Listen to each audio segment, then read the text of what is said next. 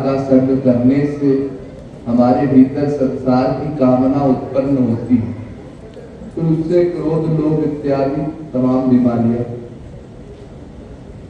तो भगवत सत्संग करने से आपके भीतर संसार की कामना होना कम होगी, समाप्त तो नहीं हो सकती भगवत प्राप्ति तक, लेकिन सत्संग जो न करे उसकी बुद्धि नष्ट हो जाती है। और बुद्धि नाशो प्रणश्यति, गीता में फिर कहा गया, बुद्धि के विनाश हो जाने से जीव का कर्म सब गड़बड़ हो जाता है, उसका पतन हो जाता है। तो सत्संग की आप सबको आवश्यकता है। फिर अगर आप मुझे थोड़ा भी मानते हैं और मेरे प्रवचन से कुछ प्रभाव आपके ऊपर पड़ा था, तो मेरी एक इसी बात पर विश्वास कीजिए कि जहां आपको सत्संग मिले वहां पर पहुंचिए। मैंने जो आप लोगों को इकट्ठा किया था वो इसीलिए किया था कि आप सब एक साथ मिल करके कहीं ना कहीं कीर्तन अवश्य करें।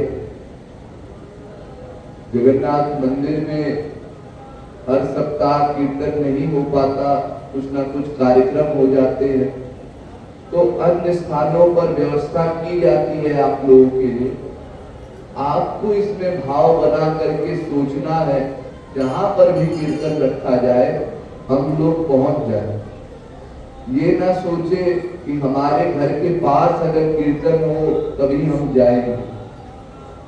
ये हम लोगों में आलस की जो वृत्ति है, जो कि हम अपना सुविधा देखते हैं, ये बहुत खराब है। क्योंकि इस समय आप लोग सेवा कर रहे हैं, ये सत्संग भी सेवा है, मानसी सेवा कहते हैं।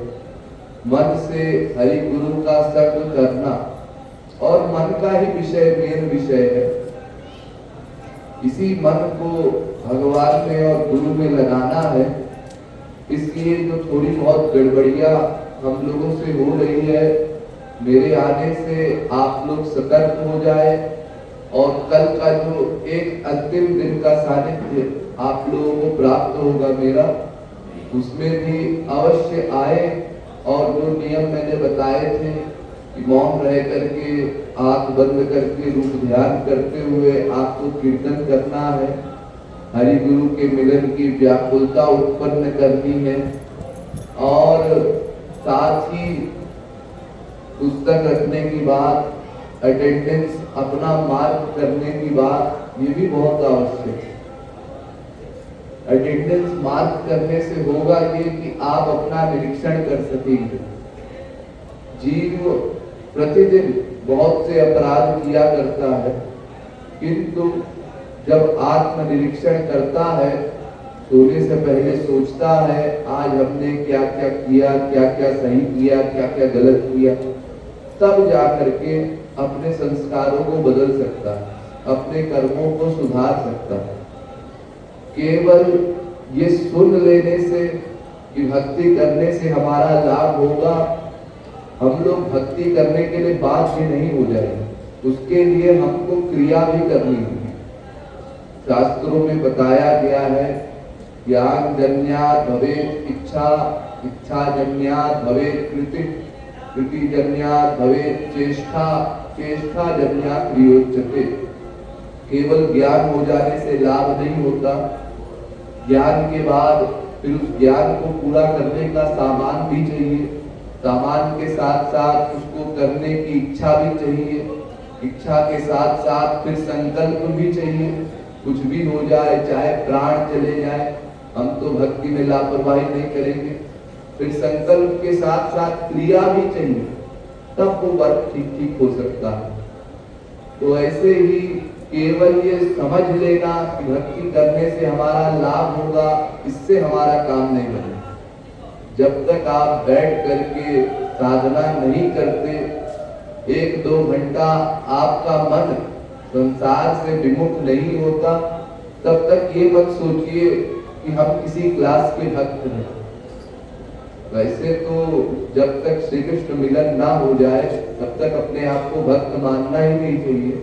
पर फिर भी नथिंग से समथिंग चलिए मैं कहता हूँ, कम से कम 2 घंटे का समय जो है वो पूरी निष्ठा पूर्वक, पूरी ईमानदारी के साथ, दूसरे को नहीं देखना है आप, दूसरा भक्ति कर रहा है कि नहीं कर रहा है, कौन आ रहा है कौन नहीं आ रहा, संसार में कोई क्या कर रहा है, उससे आपको कोई मतलब नहीं।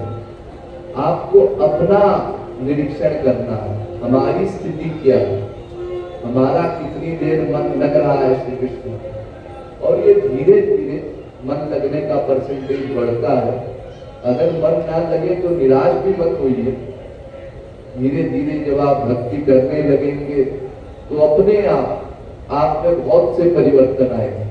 संसार की बात सुनने का, बोलने का मन नहीं करेगा, मन करेगा जल्दी से जल्दी हमको फिर सत्संग का माहौल मिले।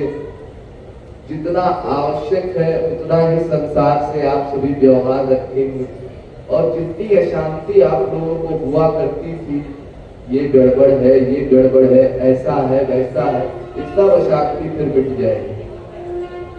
ये विश्वास मन में पक्का हो जाएगा कि जीव अपने कर्मों का परिणाम पाता है, इसलिए उससे विचलित होकर के उसका कल्याण नहीं होगा।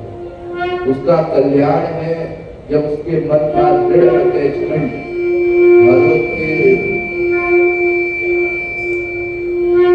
भगवत चरणों में हो जाए, तभी उसका वास्तविक कल्याण होगा।